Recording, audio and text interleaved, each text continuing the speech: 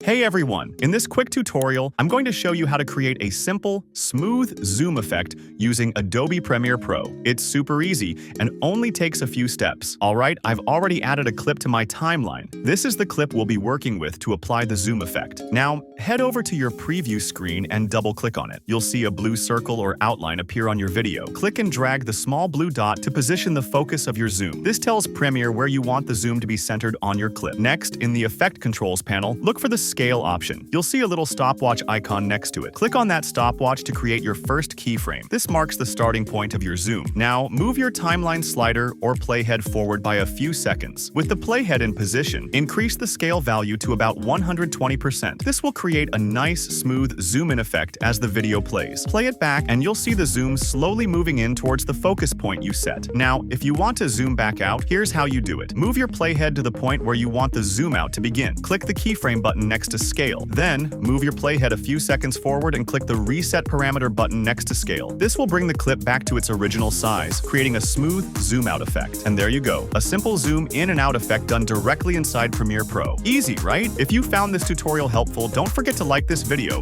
and subscribe for more Premiere Pro tips. See you in the next one.